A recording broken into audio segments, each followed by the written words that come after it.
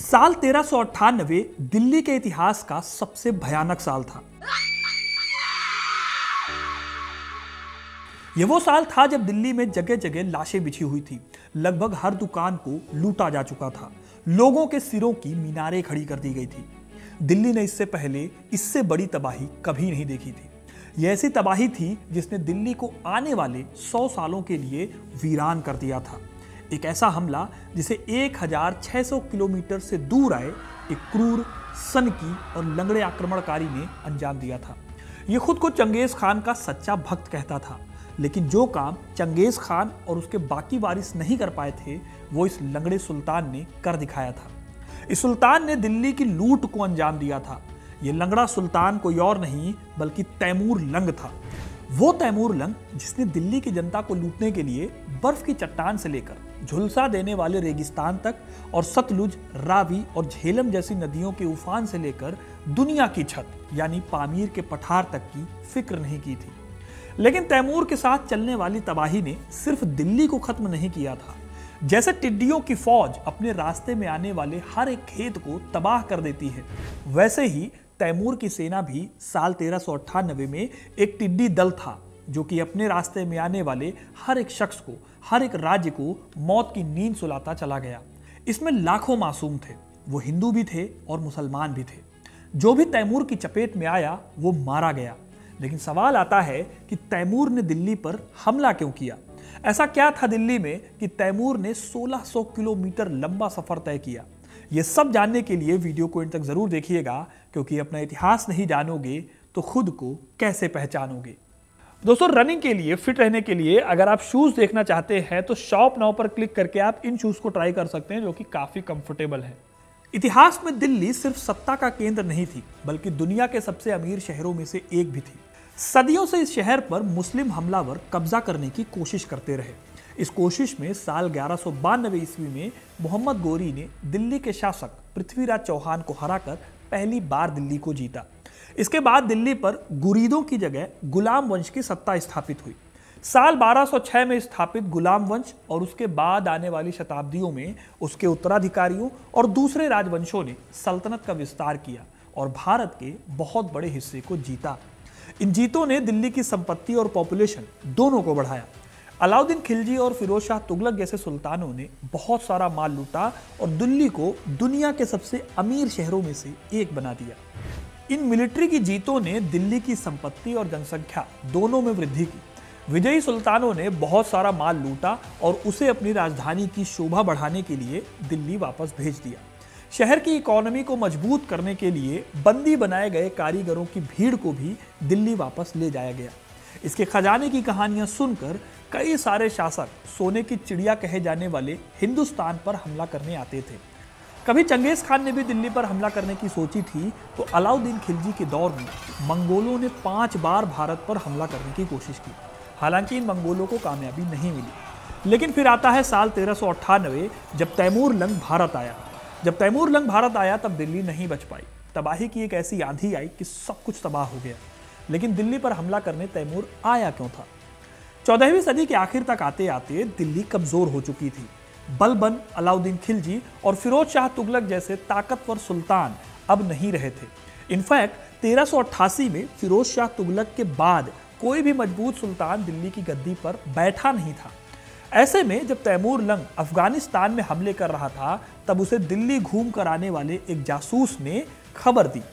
खबर यह थी कि दिल्ली कमजोर है और सल्तनत पर हमला करने का यह सबसे सही वक्त है। इतिहासकार जॉर्ज डनबर ने अपनी किताब द हिस्ट्री ऑफ इंडिया में लिखा है कि फिरोज की मौत के 10 सालों के अंदर दिल्ली में 5 बादशाहों, उनके पोतों और उनके छोटे बेटे ने राज किया था। दिल्ली की अंदरूनी हालत यह थी कि कोई भी बाहरी हमलावर उस पर हमला करके उसे आसानी से जीत सकता था। तैमूर को अपने जासूस की बात पसंद आई। साथ ही दिल्ली की बेशुमार दौलत का लालच भी था, जिसके बारे में उसने कई कहानियां सुन रखी थी। तैमूर को भी पता था कि दिल्ली के सुल्तानों के दौर में किस तरह से दिल्ली ने तरक्की की थी। अपनी लहलहाती फसलों, टेक्सटाइल और इत्र के लिए दुनिया भर में जानी जाने वाली दिल्ली बहुत अमीर हो गई थी। कहा जाता था कि पूरी दिल्ली में ऐसे ऐसे अमीर थे जिनकी बेशुमार दौलत के आगे कई राज्य नहीं टिकते थे। इसीलिए चंगेज खान को अपना नेता मानने वाले तैमूर ने तुरंत अपने सिपह सालारों की मीटिंग बुलाई। इस मीटिंग में उसके वजीरों ने उसे बहुत समझाने की कोशिश की कि दिल्ली पर हमला करना ठीक नहीं होगा। वजीरों ने उसे याद दिलाया कि दिल्ली सल्तनत के पास हाथियों की बहुत बड़ी फौज थी, जिसके सामने कोई भी सेना नहीं टिक पाती है। तैमूर ने खुद अपनी आत्मकथा मुल्फ़िजात तैमूरी में बताया है कि जब वो समरकंद में था तब उसे इन हाथियों की कहानी सुनाई गई थी। कहा जाता था कि इन हाथियों के चारों ओर बख्तर लगा होता था। ये भी कहानी थी कि हाथियों के बाहरी दांतों में जहर लगा होता था।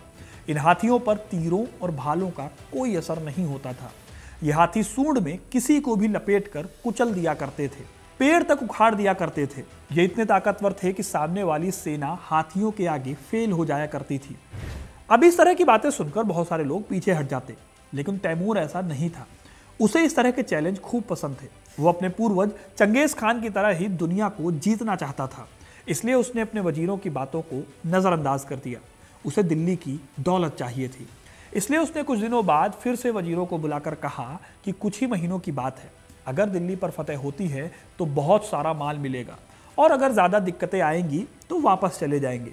कुल मिलाकर तैमूर रिस्क लेने को तैयार हो गया। वजीरों को भी उसकी बात को मानना ही पड़ा। इसके बाद सेना को तैयार किया गया और अगस्त के महीने में तैमूर लंग की फौज ने दिल्ली की तरफ कूच किया। तैमूर ने अपनी सेना के लिए तैयारी पूरी की थी। उसके पास 1 लाख की सेना थी और करीब 2 लाख घोड़े उसके पास थे।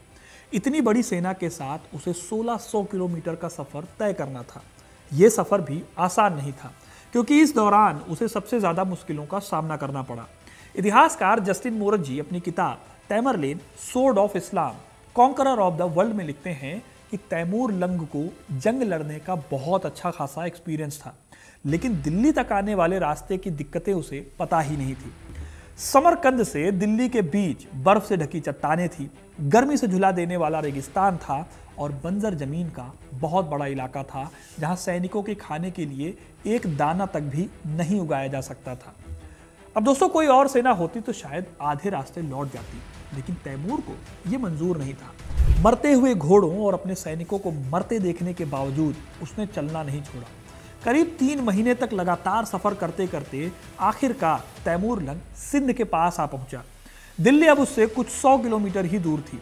जब तैमूर की खबर दिल्ली तक पहुंची तो शहर में खलबली मच गई। तैमूर ने भी सिंध से दिल्ली आने में कई जगहों पर कत्लेआम किया। भारत पर आक्रमण करने से पहले उसने अपने पोते गयासुद्दीन जहांगीर के पोते पीर मोहम्मद को आगे बढ़ाकर अटैक करने का काम दिया। गयासुद्दीन ने इस जिम्मेदारी को अच्छे से निभाते हुए सिंधु नदी को पार किया और उच्च नाम के एक प्रांत पर कब्जा कर लिया। यह आज के टाइम पर पाकिस्तान में पड़ता है। इसके बाद वो मुल्तान की ओर बढ़ा, जिसे 6 महीने तक घेरने के बाद पीर मोहम्मद ने अपने कब्जे में कर लिया। इसके बाद वो आगे बढ़ा और जब तक तैमूर और गयासुद्दीन जहांगीर उसके पास पहुंचते, पीर मोहम्मद ने पाकपट्टन और दीपालपुर नाम के शहरों को अपने कब्जे में कर लिया। जब दीपालपुर के लोगों ने विरोध किया तो पीर मोहम्मद के सैनिकों ने करीब 500 लोगों को मार डाला। इस तरह से तैमूर की सेना अपने पीछे कोई भी निशान नहीं छोड़ रही थी। फिर तैमूर लंग भी 24 सितंबर 1398 को सिंधु नदी पार करके झेलम नदी के पास पहुंचा। यहाँ के लोकल रूलर शिहाबुद्दीन मुबारक ने तैमूर को रोकने की कोशिश की, लेकिन कुछ भी काम नहीं आया। बड़ी बेरहमी से तैमूर ने मुबारक और उसके पूरे परिवार का कत्ल कर दिया। फिर यहाँ से निकलकर 13 अक्टूबर को तैमूर ने झेलम और रावी नदी को पार किया। यहाँ उसने तुलंबा नाम के पंजाब के टाउन को घेर लिया। ये पाकिस्तान वाले पंजाब की बात है। उसने लोगों से कुछ पैसों के बदले शहर के लोगों को बख्शने का वादा तो किया, लेकिन उसने शहर के सभी लोगों को मारने का आदेश दे दिया। यहाँ से निकलकर 25 अक्टूबर 1398 को तैमूर सतलुज नदी के उत्तरी हिस्से में पहुंचा। 26 अक्टूबर को उसके साथ पीर मोहम्मद भी था, जिसने मुल्तान को जीता था। यहाँ से लेकर भारत पर हमले के दौरान पीर मोहम्मद ने तैमूर की सेना की दाहिनी विंग को संभालने का काम किया। The making of medieval Punjab, politics, society and culture, इस किताब में इतिहासकार सुरिंदर सिंह ने इस घटना के बारे में बताते हुए लिखा है। वो लिखते हैं कि तैमूर के हाथों कई लोग मारे गए। आगे बढ़ते हुए दिल्ली पहुंचने से पहले उसने राजस्थान के भटनेर और हरियाणा के सिरसा पर भी अटैक किए और वहां भी खूब तबाही मचाई। तैमूर अपनी किताब में लिखता है कि भटनेर के राजपूतों ने तो पहले ही हार मान ली थी, जिसके बाद उन्हें क्षमादान दे दिया गया, लेकिन राजपूतों ने असल में हार मानी नहीं थी।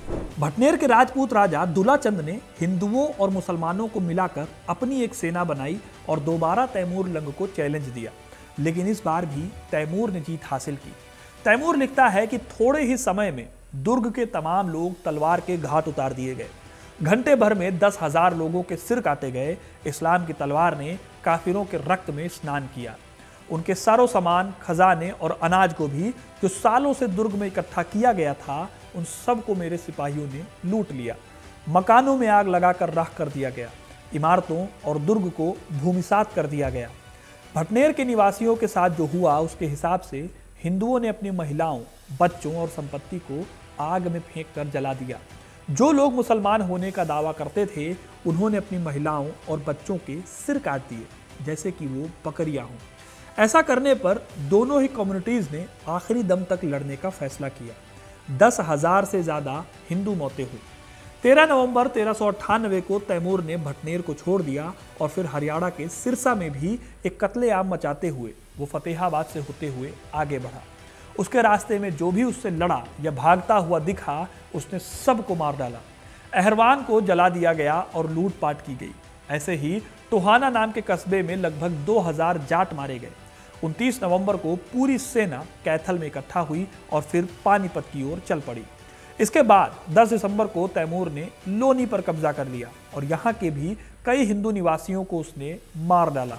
ये सब करते करते उसने बड़े पैमाने पर भारत भर में, खासतौर पर नॉर्थ इंडिया में तबाही मचाई। इधर तैमूर के इस आतंक की खबर दिल्ली तक भी पहुंची। दिल्ली के बादशाह भले ही नसीरुद्दीन महमूद शाह थे, लेकिन यहाँ पर असली शासन उनके 2 वजीर मल्लू इकबाल खान और सारंग खान का चल रहा था। पहले सारंग खान ने सिंधु नदी पर तैमूर को रोकने की कोशिश की, लेकिन सिर्फ कुछ ही घंटों में तैमूर ने उसकी सेना को कुचल दिया। फिर दिल्ली के रास्ते में उसके सामने जो भी आया उसे मार दिया गया। 12 दिसंबर को मल्लू इकबाल ने तैमूर के रियर गार्ड पर हमला कर दिया। रियर गार्ड की मदद के लिए 2 डिवीजन भेजे गए और आखिरकार मल्लू को मार गिराया गया और वापस दिल्ली ढकेल दिया गया। इस दौरान अलग अलग हिस्सों में लूटपाट के दौरान पकड़े गए 1 लाख हिंदू कैदी भी उसकी सेना के साथ चल रहे थे। फिर दिल्ली की तरफ बढ़ते हुए तैमूर को लगा कि उसके बंदी बनाए गए 1 लाख लोग उसके घेरे को तोड़कर बगावत कर सकते हैं, तो उसने तुरंत बिना कोई देरी किए उनका कत्लेआम करा दिया। फिर तबाही मचाते हुए तैमूर पहुंचा दिल्ली। यहाँ पर सुल्तान नसीरुद्दीन महमूद के पास सेना बहुत कम थी, लेकिन उसे अपनी हाथियों की सेना पर भरोसा था। 25 से 40 हजार की सेना के साथ 120 ट्रेंड हाथी तैमूर की सेना का सामना करने के लिए तैयार थे। उधर दिल्ली के खजाने पर आग गड़ाए तैमूर ने भी हाथियों की सेना से भिड़ने की पूरी तैयारी कर रखी थी। 17 दिसंबर 1398 को मल्लू खान और बादशाह महमूद शाह की सेना तैमूर लंग की सेना से लड़ने के लिए दिल्ली गेट से बाहर निकली। उन्होंने हाथियों को बीच में रखा, जो उनकी सबसे बड़ी ताकत थे।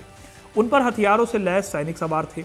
लड़ाई में तैमूर की सेना भारी पड़ने लगी, लेकिन जब दिल्ली के हाथी आगे आए तब मंगोली सेना कुचली जाने लगी। हाथियों द्वारा की गई तबाही से लगा कि शायद तैमूर दिल्ली को हार जाएगा, लेकिन तैमूर ने अलग तैयारी कर रखी थी। उसे इन हाथियों से निपटना आता था। जस्टिन मोरत जी लिखते हैं कि तैमूर ने बैलों और ऊंटों के ऊपर लकड़ी और सूखी घास लदवा दी थी और जहां इन्हें खड़ा किया गया था, उसके पीछे बहुत बड़े बड़े गड्ढे खुदवा दिए गए। जब दिल्ली की सेना के हाथी आगे आने लगे तो तैमूरों ने ऊंटों और बैलों पर लगी रखी घास में आग लगवा दी। जब जलती आग के साथ ऊंट आगे बढ़े तो हाथी डरकर उल्टे भागने लगे। वो आगे जाते तो गड्ढे में गिरते, इसलिए वो उल्टे भागे। फिर अचानक ही माहौल बदल गया। हाथी अपने ही सैनिकों को कुचलने लगे थे। कुछ ही घंटों में तैमूर ने दिल्ली पर कब्जा कर लिया। दिल्ली के बादशाह महमूद शाह और उनके वजीर मल्लू खान दिल्ली छोड़कर जंगलों में भाग गए। फिर तैमूर की सेना ने वो काम किया जिसके लिए वो 1600 किलोमीटर दूर से आए थे। वो गली गली में लोगों का रुपया, पैसा और अनाज लूटने लगे। बताते हैं कि जब दिल्ली के लोगों के विरोध की बात तैमूर लंग को पता चली तो उसने दिल्ली के सभी हिंदुओं को ढूंढ ढूंढ कर कत्ल करने का आदेश दिया। इसके बाद अगले 4 दिनों तक शहर खून से रंग गया। जस्टिन मोरत जी लिखते हैं कि तैमूर की सेना के पास दिल्ली में कुछ भी करने की खुली छूट थी। सेना से बचने के लिए दिल्ली के लोग एक मस्जिद में छिप गए।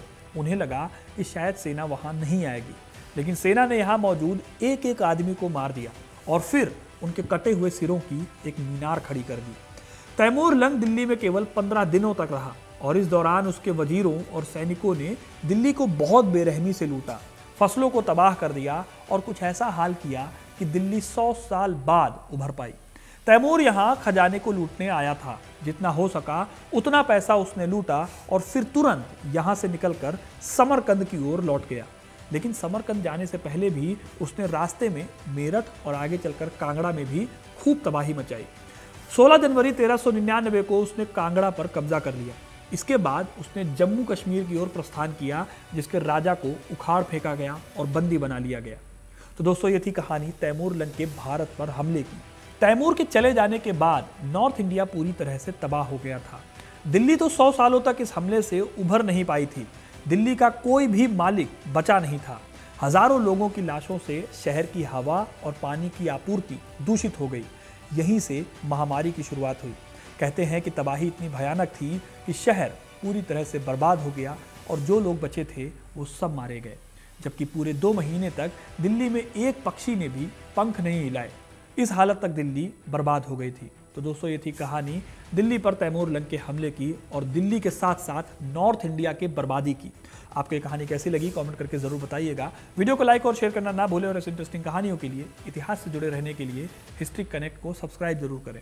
और हाँ, हिस्ट्री कनेक्ट अब टेलीग्राम और व्हाट्सएप पर भी मौजूद है। आप इस QR कोड को स्कैन करके या फिर लिंक जो डिस्क्रिप्शन में दिया हुआ है वहां से आप जुड़ सकते हैं। हम आपको वहां पर हिस्ट्री के अच्छे अच्छे फैक्ट्स और वीडियोस को लेकर अपडेट देते हैं।